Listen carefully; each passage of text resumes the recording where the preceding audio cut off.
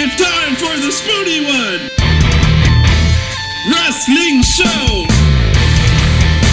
It's time for the Spoony One! Wrestling Show! I'm sorry this episode is late. So many things happened. The Halloween season happened, and I got distracted watching Kick-Assia, one of my favorite movies of all times. And it's packed with so much extra content, like bloopers, deleted scenes, and 3 additional commentaries. You can pick it up yourself and watch it from thatguywiththeglasses.com. No, but seriously, I tried to watch this show twice, and it's really, really stupid. And the first time I passed out in the middle of watching it, and with the way my PVR works, if you let a recorded show end, after like 5 minutes, it loops over again.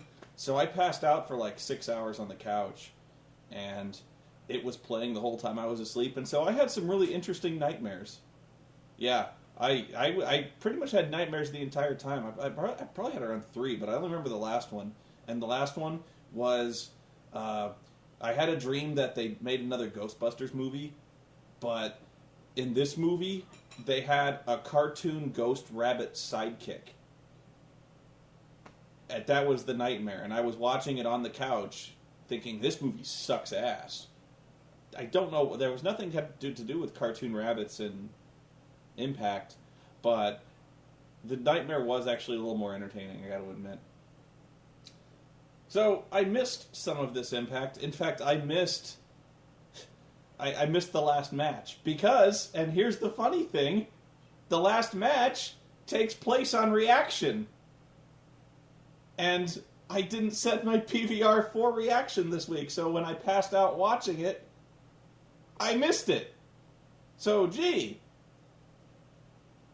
maybe that should tell you something when you're planning your programming for Impact and you put a major pivotal match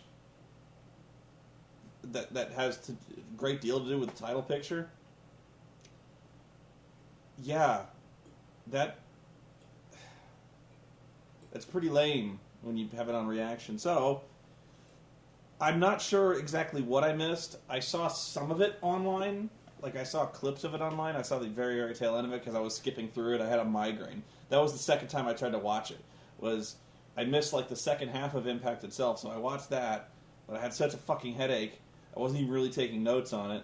And then I tried to find out the match I missed online, and so I read spoilers online, and I don't have, like I say, my recollection of it is really foggy, but yeah, I had a migraine for like 2 days. It sucked. So, I've decided I'm not going to go through every single note I made, because that's the way this show is like 90 fucking minutes long, and I tend to ramble like a motherfucker, so that's where I get kind of crazy. What I will say is that this show, you know how I keep saying, like, this show is very, it's like they compressed the entire last year of WCW into, like, 3 hours, and they're fucking doing everything they can to basically, like, recreate it. Like, the worst, stupidest shit you can think of during the last days of WCW. They're doing it now, but really, this show, I think more than most others I've seen in recent memory, is very, very Vince Russo in booking. I don't even know if Vince Russo is still booking this shit. I thought Tommy Dreamer was. But this is so Vince Russo. And I'll explain why in a second, because, okay, here's the thing with Vince Russo. There's a lot of things with Vince Russo, but this is the thing for this show. I think this is how he thinks. When he thinks at all. He's got a list, he's got like a list of matches that go on during the show. He's planning a segment out, he's writing his shit. So he's got all these matches lined up. He's got Anderson versus Jarrett. He's got he's got the Pope versus Abyss. He's got Mickie James and Tara. He's got these conflicts. He's like, how do I plan matches around this? So he plans his matches, and then he looks at the list. And he's got this list. He's like, this is boring.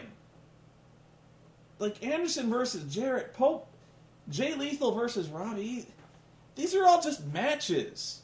These are all just, like, normal matches. It sucks. We could, like, do special matches. So I think that's what Vince Russo does, is, like, he goes, why have a normal match?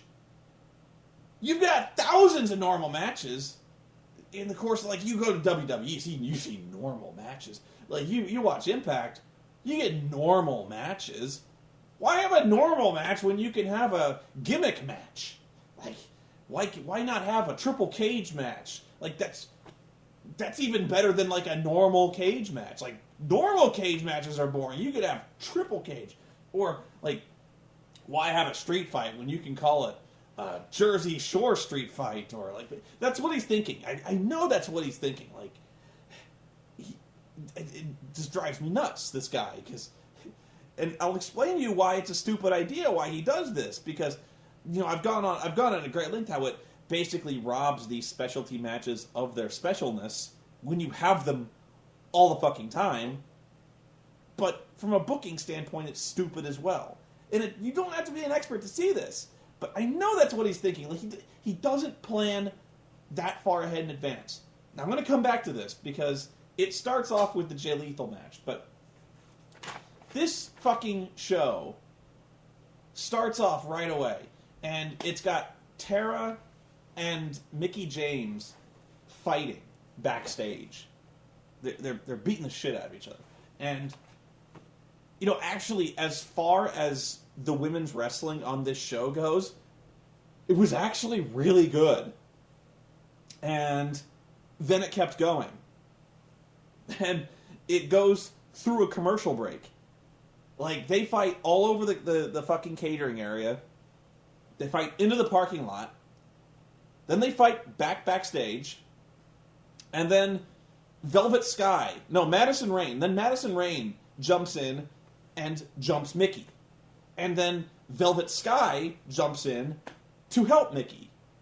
And then, like, fucking everybody gets involved. I can't even remember all the fucking... Like, Sarita...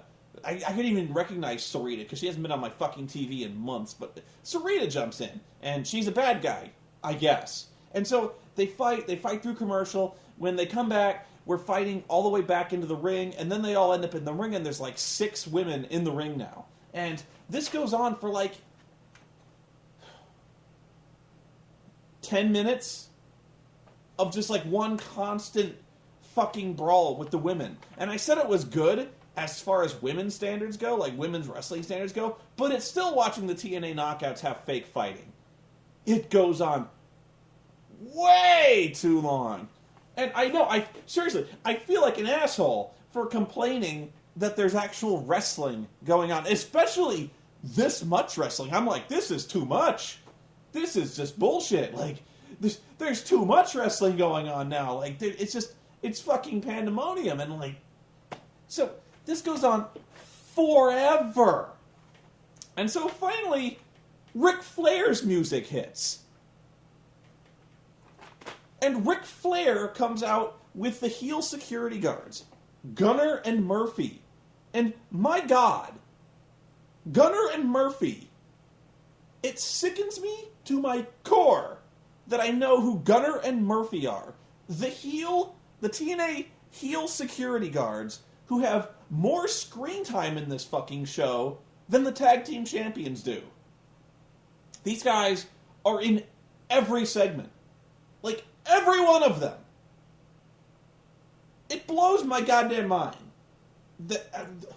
So, 10 minutes into the show, Ric Flair, Gunner, and Murphy come out. It took TNA security 10 minutes to mobilize to deal with a brawl that goes on backstage. Like, seriously, this is it. Like, if you were to go into the impact zone with a shotgun and start killing people. I mentioned shotguns a lot when I talk about Impact, don't I? If you were to go into the Impact Zone with a sword and just start killing people, rest assured that it would take 10 minutes before anyone would oppose you. TNA security would be 10 minutes away eating fucking donuts.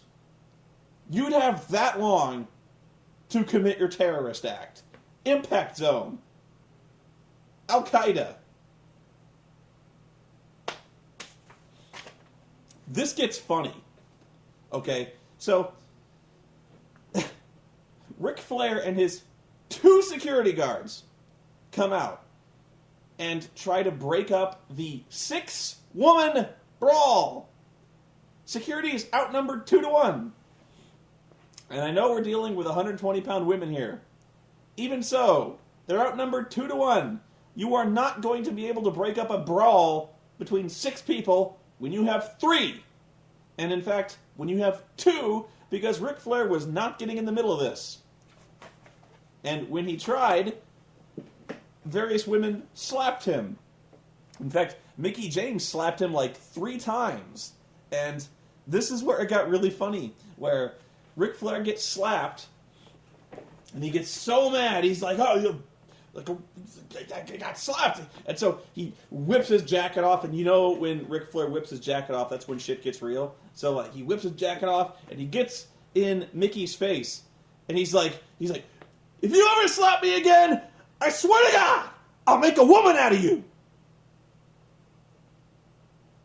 And I'm like, I rewind it. He's just like, you ever slap me again, I'll make a woman out of you. He just threatened to rape Mickie James.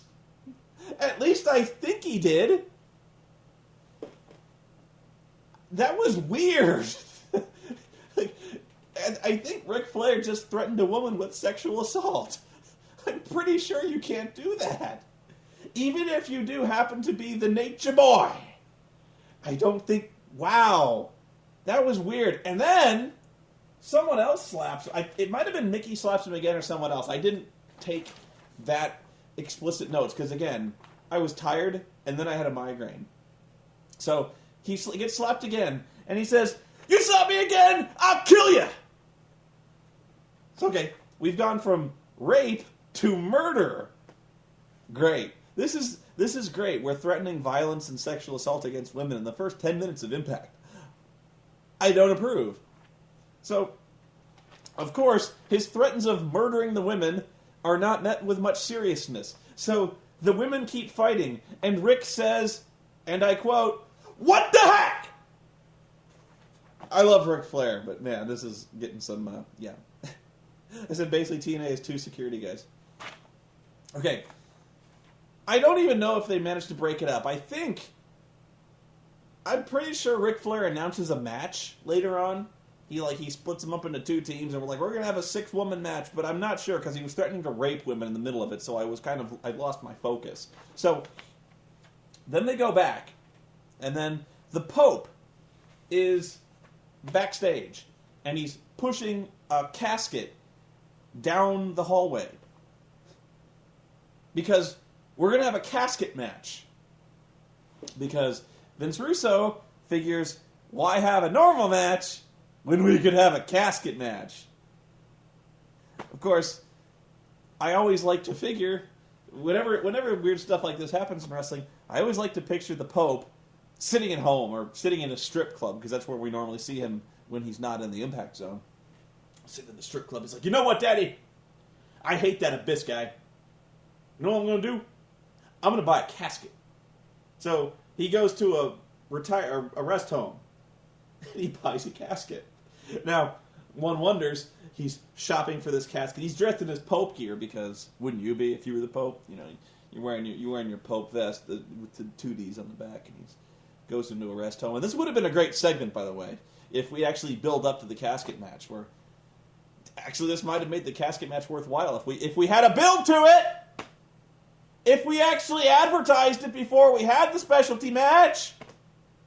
But no, the Pope just shows up with a casket, and he says, later on, we're going to have a casket match.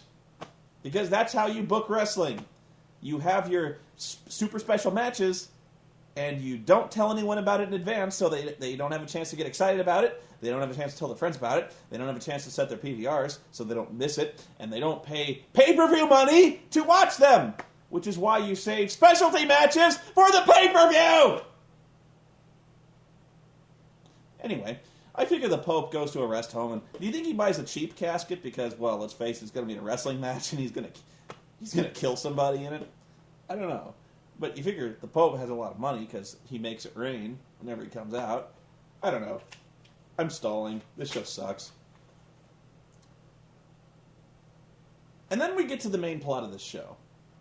Yeah, I took notes on this. So, Flair's backstage, and Bischoff's kind of ribbing him about the women, how he can't maintain order with the women. And then he announces that... Let me see. Hang on. He said, yeah, the trainer comes in. The trainer says, I hope you're not planning on making Mr. Anderson wrestle tonight. And Bischoff goes, why, yes, I am. And the trainer goes, well, you are aware that Mr. Anderson sustained a concussion. And Bischoff is like, ooh, that makes me sad. And Flair's like, woo, because that's pretty much all he does. And the trainer's like, you do realize that it's incredibly dangerous for an athlete to wrestle with a concussion, for anyone to even perform with a concussion. It's a very serious injury. And Bischoff's like, oh, he could die? That makes me so sad. This is wrestling, asshole. You wrestle hurt. If you got a concussion, dude, and Flair's like, I wrestle with a concussion. I'm wrestling with a concussion now. Woo! You know, trust me, I think Ric Flair has a lot of accumulated head trauma just from the way he acts. But so that was the story of this show, where they book Anderson for a match, and if you remember last week, Jeff Hardy swung a chair and fucking brutalized Anderson in the back of the head with the chair, and like cut him in the back of the head like bad, like laid him open to the bone bad. But he had a concussion out of this, and so they're trying to figure out a way to make this into a storyline because we got to be real, you know. So they're like, he can't wrestle with a concussion, and Bischoff wants to make him wrestle with a concussion. That's the big story, and so Flair finally chimes in. And he starts calling the trainer like Roger Goodell, and he says, what is this? He says, the NFL worries about concussions too much, and, quote, their ratings are going down, TNA's going up. Rick, have you seen TNA's ratings? Have you seen the NFL's ratings? The NFL, which, by the way, is doing some of the highest ratings of all time! This fucking show makes me yell a lot. TNA's ratings are not going up, sir. Nor are the NFL's ratings going down. At all. Okay, so Pope comes out to the ring finally, and he says he wants a casket match with Abyss. Okay, now, I've put this question off, but I think it is a very pertinent question. And I think, you know, among all the other logical faults, it kind of gets lost in the shuffle. Why? Why does he want a casket match?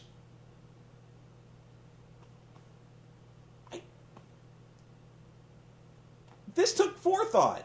This took, like, he had to go shopping for a casket. He got it, like, why did he get it in his head he wanted to throw Abyss in a casket? I know it's a wrestling show. I can't believe I have to justify myself for this, but, like, this does have, there's usually some kind of logical conclusion to this shit, you know, like, usually there's some guy who's got a death gimmick, like The Undertaker. You know, that's why you have a Buried Alive match, you know, and by the way, timely, don't you think, that we're having a casket match just weeks after the WWE did a Buried Alive match at a pay-per-view? A shitty Buried Alive match, to be sure, but whatever. But there has to be a reason for this.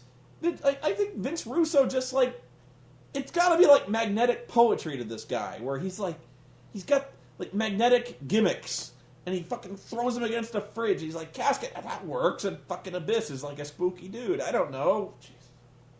So then Abyss comes out, and Abyss comes out through the crowd, and he says, the fans are no longer safe. One by one, he'll be coming for all of them. And immediately, he grabs a man and a woman from the audience. He grabs them. And he abducts them. He takes them backstage. He has kidnapped 2 fans.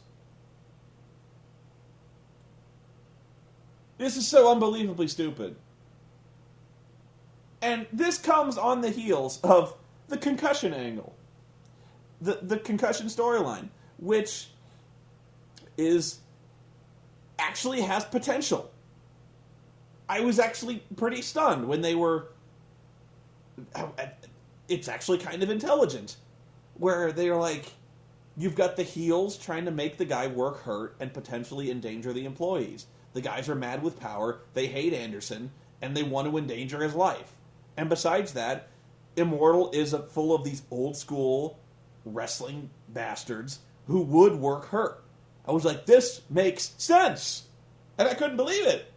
And then, you've got this angle, which is grounded in reality, ripped from the headlines, really, especially following what we know of concussions, or what we suspect would be the cause, following the horrific events of Chris Benoit's homicide and eventual suicide. So we know that there are severe repercussions to accumulated head trauma. And I'm like, done properly, this has potential. And even after, I remember seeing Hulk Hogan did some kind of Twitter video, and I didn't even know you could do this on Twitter, but whatever, that he's like, we're going to be like real now. We're going to be the real wrestling company. We're going to be shooting all the time. And they've already been shooting all the time, but they're going to be real. And I'm like, okay. No, this actually kind of works, where, you know, Bischoff's an asshole. He wants to make people work hurt, and I'm kind of taking this seriously. And then Abyss is abducting audience members. He is committing a felony, 2 felonies, on ticket buying audience members. And does anybody in the Impact Zone see fit to call the police? No. Although it would be funny if they tried. Why don't they call the police? Because nobody takes this seriously! Nobody could. How are you supposed to be a fan of this shit? How are you supposed to enjoy this? Where they're sending out such bipolar messages. You've got, on one hand, you've got the concussion angle, which is actually somewhat real. And on the other hand, you've got Abyss abducting people. And, by the way, I've got a lot of problems with this concussion angle. For all the praise I just heaped on it, we're talking about a very serious angle about accumulated brain trauma and the dangers of wrestling with a concussion. This, after the NFL is taking this very seriously, the most seriously they've ever taken concussions. We've got the trainers, and we've got Matt Morgan, who is suddenly taking these concussions very seriously. And I've got a lot of problems with this, but if you want to go the cartoonish route, you've got Abyss abducting people, and in the same show that we're dealing with dudes with concussions, we've got Eric Young, a man whose entire gimmick is the fact that he fell out of the ring, hit his head, suffered brain trauma, and is now acting like a fucking retard. That's Eric Young's gimmick, is that he's wrestling with a concussion.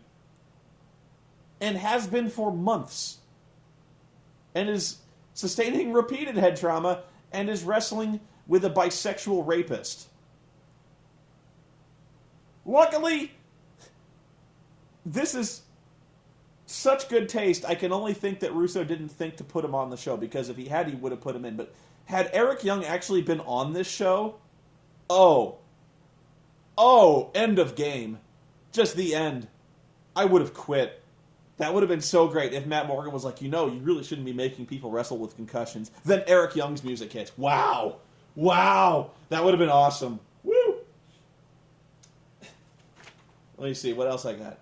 By the way, when Abyss is kidnapping people, nobody calls the police. And does TNA security have anything to say about this? Of course not, because it's heel security. What do they care? What is Abyss doing with these guys? Abyss has abducted them. He's taken them backstage. Why? We never see this. I can only assume he's planning to torture them with a branding iron, which would make TNA's company public relations a little strained, don't you think? By the way, I also like how they show clips, in the middle of the show, where they're like, TNA's coming to your town. Be sure to buy tickets where a 300-pound fucking gorilla in a mask will abduct you. Bring your children. This is stupid. I know that he's not actually abducting people. I know these are plants. But if anybody is going to take this at all seriously, you can't do this. You can't have an angle where people are getting abducted. If the kid does take it seriously, it's going to scare the shit out of him. If nobody's taking it seriously, then why do it? You know he's not actually abducting people. Damn it. Okay, I want to cover this line because it was funny. Matt Morgan approaches Flair and says he's concerned about the concussions. Like, Matt Morgan all of a sudden cares about the concussions. And he says, I used to play in the NFL. I've had tons of them. Really, Matt, you've had tons of concussions. I'm sure he has. That makes sense. But Flair says he's been in the business for 4 decades. Oh my God. And he doesn't want to hear this shit. Okay, now, here's where we get to the Russo booking. Well, the casket match. But here's where we're really getting the Russo booking. And I'm going to explain why this is stupid. Because at face value, if you're an idiot, you might have thought this was a kind of a fun idea. We get the X Division champion, Jay Lethal, against Robbie E. of The Shore. The Jersey Shore knockoffs. And this is a non-title Jersey Shore street fight. Alright? So, they have a street fight, and I'm so fucking pissed, I didn't even notice if the match was any good. I guess it was okay. Pardon me. Here's why this is stupid. You're having a gimmick match. You're having a street fight on free TV. You didn't announce this beforehand. Okay, first off, booking faux pas. When you're having it.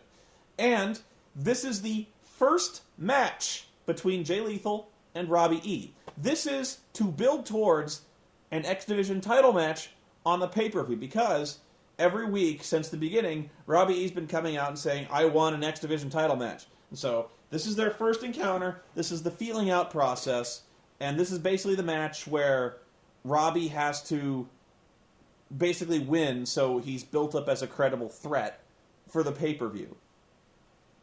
Here's what the problem is. You're having a gimmick match as the first match.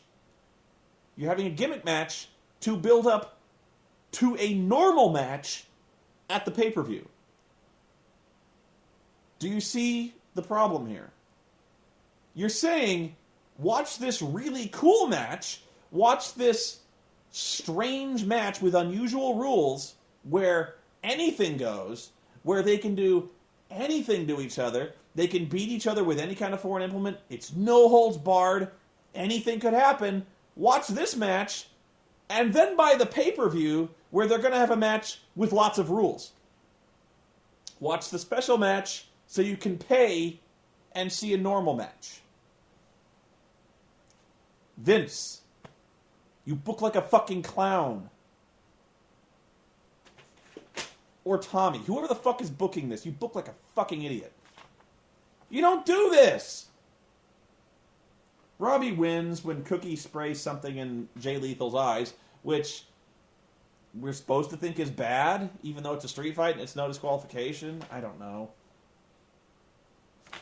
Oh, God. Okay, you remember? Oh. Okay. I mentioned this to Sean Faust when we were on a stream somewhere. I think it would have been yesterday, but I mentioned this. Have you ever noticed that whenever we see the beautiful people, they're getting made up? Like, they're basically doing makeovers on each other. They're like, regardless of feuds, regardless of animosity, they're all just sitting in a room putting, like, shit tons of makeup on each other. Just tons of it. So that's, like, the only excuse they have. Like, they're not wrestling. They're not training. They're not working out. They're not... What do you do backstage at a wrestling show? I don't know. I'd be doing stretching. I don't know. They're doing makeup. And so, of course, all the beautiful people are getting makeup put on. And then Velvet leaves the room for some reason. I don't know. She had to call somebody. And then, of course, we go back to Katie Lee Burchill. You remember last week when I said that we started ripping off the Ultimate Warrior and Hulk Hogan thing? Where the Ultimate Warrior appears in a mirror, but only Hogan and everyone else in the world can see what's in the mirror? Remember that? That was... Basically, Hogan is going and... Sorry. Basically, I see what I did. Basically, Angelina Love sees Winter in the mirror again. And Winter, of course, is acting like an alien. Where she's like... Hello, Angelina. Do you believe in fate? It's almost like we were destined, drawn together by fate. Midichlorians. And then the camera moves, and Velvet Sky comes in. And then the camera comes back, and then Winter's gone. Because she's imaginary, right? So... Winter appears and starts, like, they're doing some kind of weird thing with Winter where I'm not sure if she's, I guess that's the point, is we're not sure if she's some kind of ghost or if it's all in her head, but she's got, like, Winter's kind of got this weird lesbian thing going on where, like, every time Winter appears, she starts talking about, like, fate and destiny and how, like, I'm a great admirer of yours. In fact, I think we were destined to be together. And then she, like, starts to, like, stroke her hair or some shit. So... Velvet comes back, pan back, she's gone.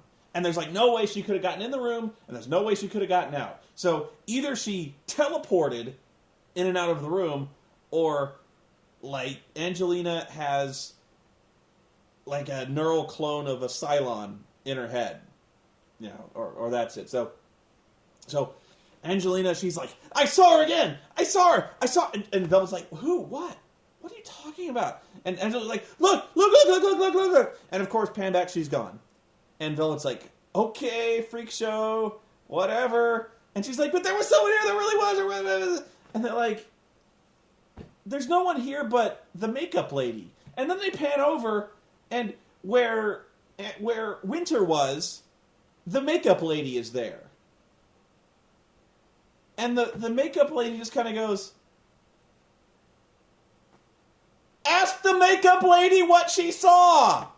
She was there when Angelina was talking to the imaginary chick. What did she see? Ask the cameraman what he saw. The cameraman zoomed in on her. View the tape. It's on tape. Watch the show. Just be like, Angelina should turn out. Look, the cameraman got it all. Let's watch the tape. Taz saw it. Mike Tenay saw it. Why are we thinking she's crazy? Everyone in the world saw it. Why does no one care?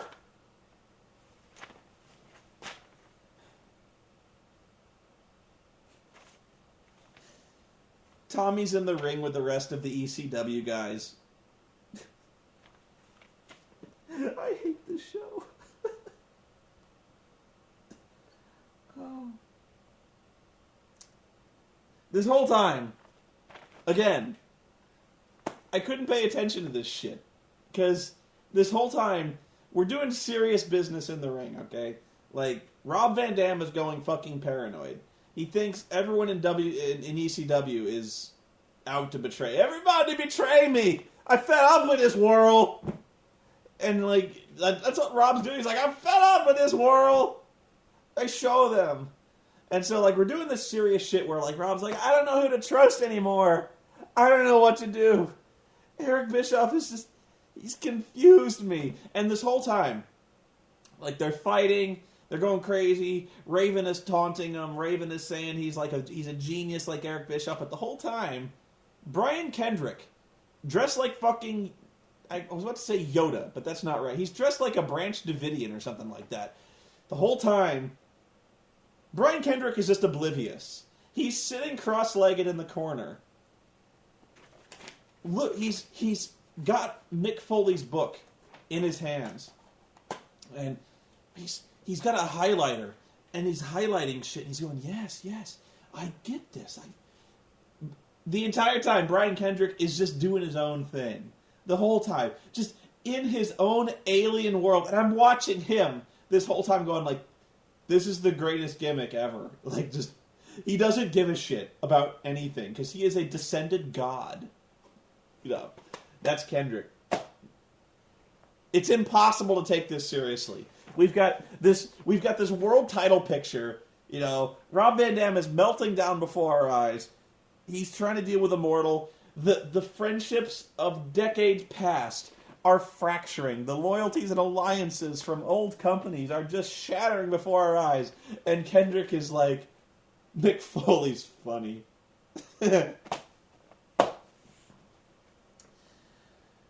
I wrote, yeah, Rob says he doesn't know who to trust anymore. And I said, yeah, Raven teases him so they have a pull-apart fight. I said, Rob is being manipulated by one of the smuggest, most obviously villainous assholes in the history of wrestling. What do you need not to trust this guy? Do you actually need to give Eric Bischoff, like, a gigantic cartoon handlebar mustache and, like, a cigar and have him, like, twirl the mustache? Especially since during, like, every time we cut backstage, Eric Bischoff is pretty much literally maniacally laughing at the misfortunes of others. Because he's like, the trainer comes in, he's like, are you really making Mr. Anderson wrestle? And Eric Bischoff is like, absolutely. He's doing that. And Flair's going, woo, because that's what he does. So, Fortune comes out, and they book RVD and Raven versus Kazarian and AJ Styles. And for some reason, this pisses off Douglas Williams. And so, there's a commercial, and when we come back, Williams has a real bug up his ass. Like, he's like, I want to wrestle. I was like, I want to wrestle. I want to wrestle. I'm a good wrestler. And so, they all start making fun of him. They're like, why don't you go back to England and watch your stupid gay football? Or that stuff you call football. And he's like, what, you want to make fun of the footy? And they're like, what, you want to make fun of the footy? Chips and, like, fish and chips and what, tea and crumpets and, like, and Doug is like, what the fuck? What the fuck are you doing? Like, and so, like, we're implying that Fortune is breaking up. Actually, it's not implying it, it's happening. Before they've even got a chance to really establish themselves as a heel faction, we're splitting them up because it's boring. So, Flair just says fuck it and replaces Kaz. And they don't ice him this week. They tease it. They're like, I'm not falling for that again. I'm not going to get iced. Woo! And they just wanted to, I don't know. So, Tara and Madison and Sarita versus the Beautiful People and Mickie James. It's almost like they never stopped fighting. You know? Like the brawl never stopped because, like, what is it? Madison Rain comes out and they immediately just all start coming out and brawling on the ramp. It's like it never stopped. So, again, this sucked so much I wasn't even really paying attention to the wrestling. It was really bad. And then Sarita pins Velvet Sky. Okay, let's think about this. Sarita, not the women's champion, not on the pay-per-view. Velvet Sky, not the women's champion, not on the pay-per-view. Involved in a decision in a major women's match leading up to a pay-per-view in which neither one of them are involved with the only major storyline in this entire show, which is that Mickie James wants the title and hates Tara because Tara is Madison's bodyguard. Let's see, who's involved with the storyline? Tara, Madison, Mickie. Who is involved in the decision? Sarita, Velvet. This accomplished nothing! My favorite note of this is that TNA says that Lacey Von Erich isn't here to back up the beautiful people. Lacey's not here because she's training Miss Tessmacher to wrestle.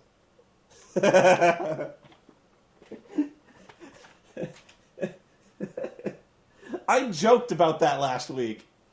I was joking when I said that Miss Tessmacher actually asked Lacey Von Erich to teach her how to wrestle. But that's what happened. That's what's happening. Oh my God.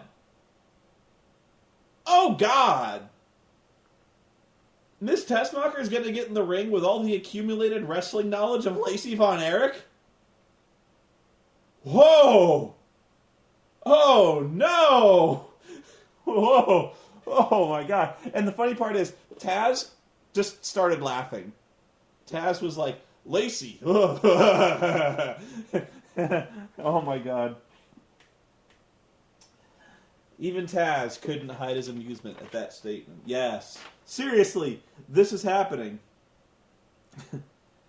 So, Matt Morgan has tried to talk to Flair, and he got nowhere with Flair. So he goes to see Eric Bischoff in his office, and he repeats his concerns. He's like, the football's taking this really seriously. I think we've established this is a really serious issue. Concussion's really bad. It's really bad. You can't wrestle with this shit. But of course, Eric's like, I don't think you've noticed this, but we're all about the money. TNA is all about the ratings, and if I want Mr. Anderson to wrestle, Mr. Anderson is gonna fucking wrestle. And so, Matt starts, and just as I start to think this, Matt Morgan brings this up. Okay? I thought, this is the thought I had. I was like, wait a minute. Why is Matt Morgan concerned about concussions all of a sudden? His entire gimmick for months was that he was bicycle kicking fuckers' heads into the steel ring post and basically ending their careers. Like, he bicycle kicked Hernandez's head into the post and concussed him. Like, he dealt this guy a concussion that put him out for 3 months. He bicycle kicked Homicide's head into the post. All of a sudden, Matt Morgan is like, dude, you're making people wrestle with concussions? That's not cool. Matt, pot called. Kettle says you're black, okay? And then Matt Morgan says, look, I know in the past I've given people concussions. I'm like, yeah, you have. And Matt's like, but, that's like in the ring business when I'm dealing concussion. I may have hurt people, but I'm a wrestler. That's what I do. You have a responsibility to take care of the rest. I'm like, oh Jesus, this angle is so fucking stupid all of a sudden. Oh, save me. So, Raven, this is the funniest part. You remember when I said that Rob Van Dam? At first, I noted that Rob Van Dam is the stupidest character in wrestling right now, just because he keeps pointing like that. Then they said they made it his character where he's a fucking idiot. Okay. They're going full-blown with this now. Rob Van Dam is the dumbest man alive. Because they have this match. It's Doug Williams and AJ Styles against Raven and RVD. And what happens is they have a match. Rob doesn't trust Raven. He's always kind of looking. He doesn't want to tag out. He's like, I don't know. So eventually, Raven starts to work the match. And then Raven's on the apron. And at some point, Flair comes down the ramp. And Flair gets AJ Styles' TV championship belt. And he pulls Raven off the apron. And he fucking knocks Raven out with the belt. While Rob is wrestling the match. So Rob doesn't see this. So Flair lays out Raven. Raven is deceased. He's dead. He is... Like, you could just draw a chalk outline around this motherfucker, because he gets knocked out, he's bleeding out of his head, he's bleeding like crazy, and he's like spread-eagled on the mat outside. He's dead. Ric Flair hit him so hard, motherfucker's not even moving. He's not like rolling around like, oh, he's like, oh. Tongue, like, oh. So, eventually, like, Raven has been consistently out of position for the tag, but now RVD really wants to make the tag, so he gets up, he's going to make the tag, and Raven's not there. And Rob's like, what the fuck? What the fuck is this? And so he goes over to the corner, and he looks over the ring. He looks down to the mat below. He looks down. He sees Raven down there, and he says, quote, "What are you doing over there?" He's taking a nap, Rob. He got really tired, and so he figured he'd just lay face down on the mat for a quick nap. What the fuck do you think he's doing, Rob? What the fuck? Are you fucking stupid or something? Did a fucking 8-year-old write this shit? How does Rob, in a wrestling match, where he's wrestling against the bad guys, the guys who are, led by Ric Flair, the dirtiest player in the game, he turns around, Raven's not there, he's face down in a pool of blood, and he goes, "What are you doing down there? What are you doing down there?" Oh my God.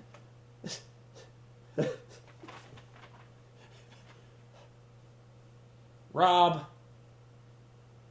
do you ever just get the feeling you made the wrong choice when you got caught with drugs and you got shit canned from the WWE, and then your career snowballed into the clusterfuck it is today, to the point where you're being booked to actually stand in a corner looking at a bleeding man going, "What are you doing down there?" So, what they're trying to make us believe now is that Rob Van Dam is so stupid that he thinks that Raven has now betrayed him by leaping off the apron, gashing his own head open with a razor blade, and then just pretending to be knocked out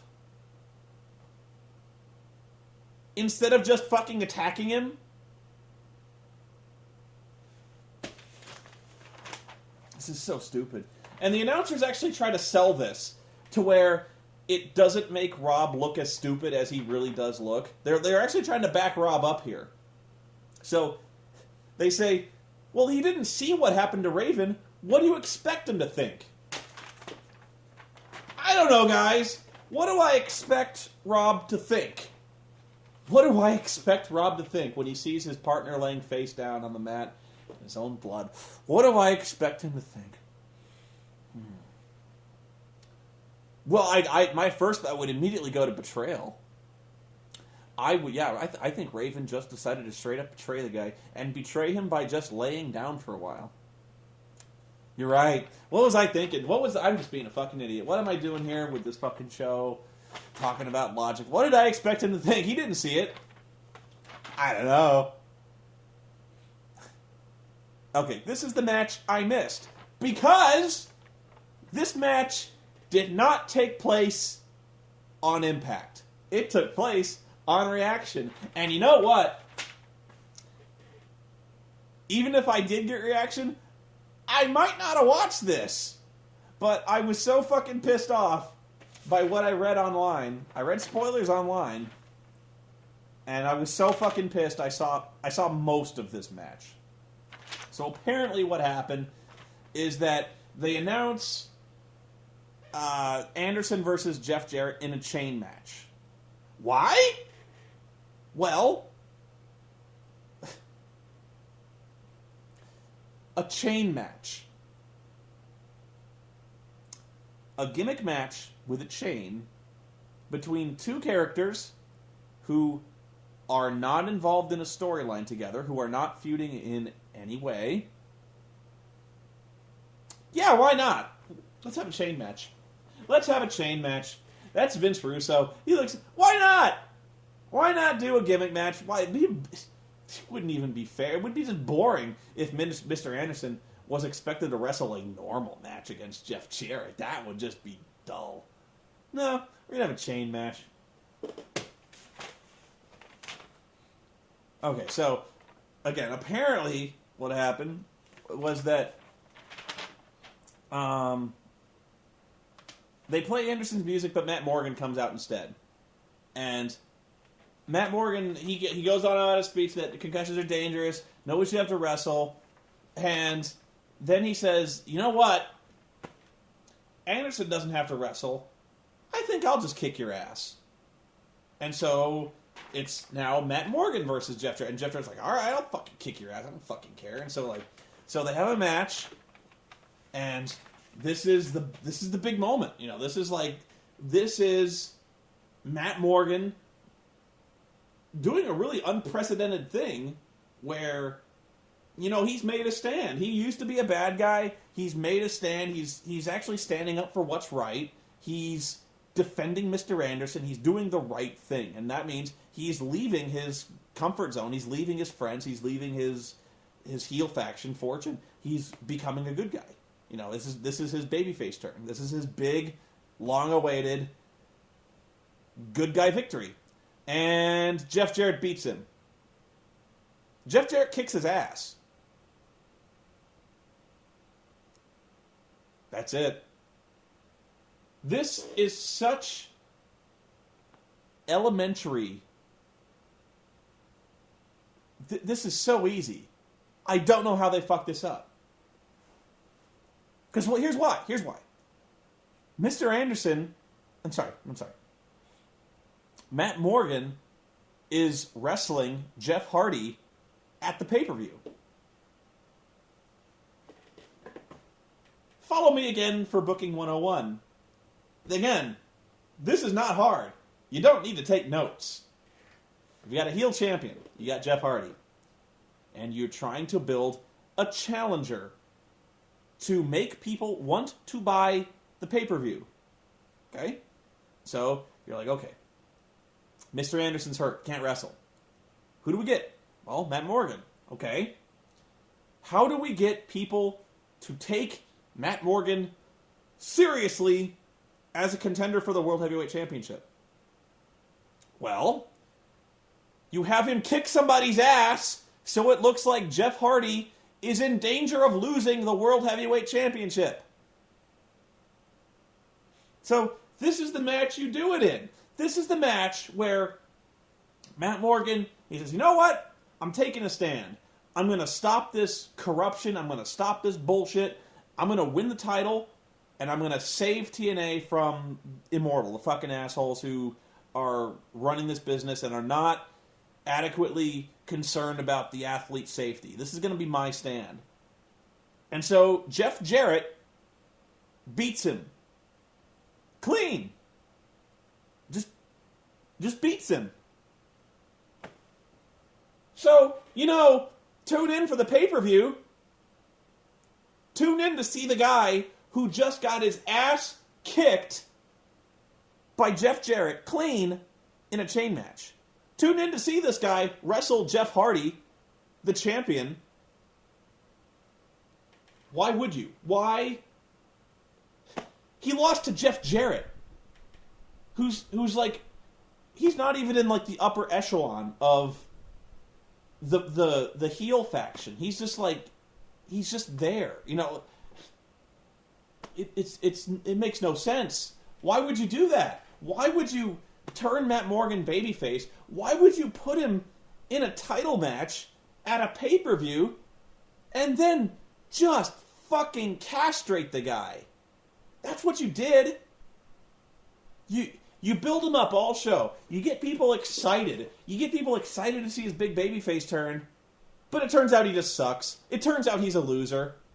It turns out he can't beat Jeff Jarrett. This 350-pound fucking Goliath who's built like a fucking Greek god can't beat Jeff Jarrett.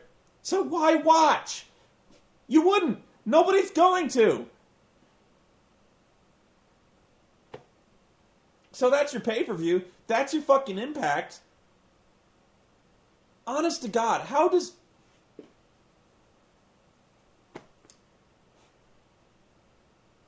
I could throw darts at a board. Like, I could just make a board with... I could book better than that. It astounds me when I see shit like this. Shit I've seen fuckers book matches, book pay-per-views. I've seen people book e-feds based entirely around WWF No Mercy for the N64, where they just let the fucking computer play itself.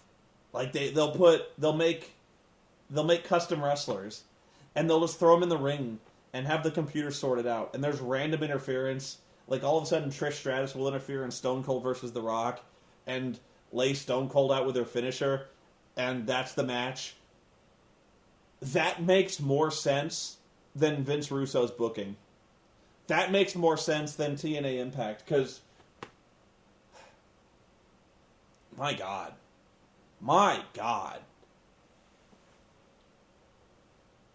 This is so horrible.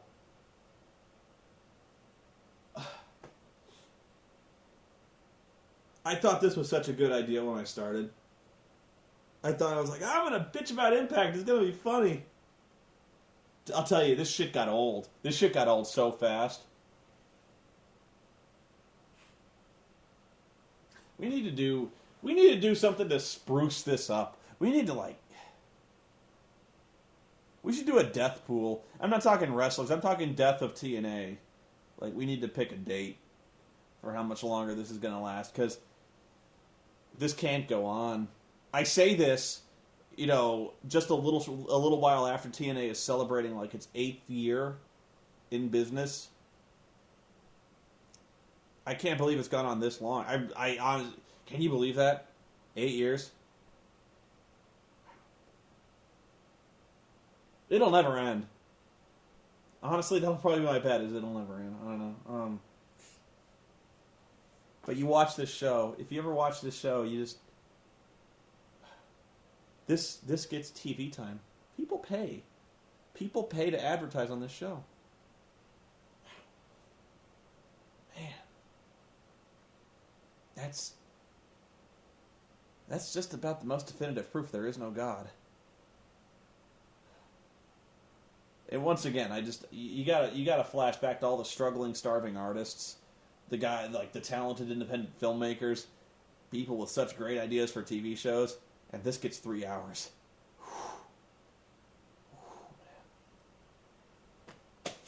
Matt Morgan can't beat Jeff fucking Jarrett. Sorry this one was so late, guys. Oh. Tune in next time, because it's only gonna get worse.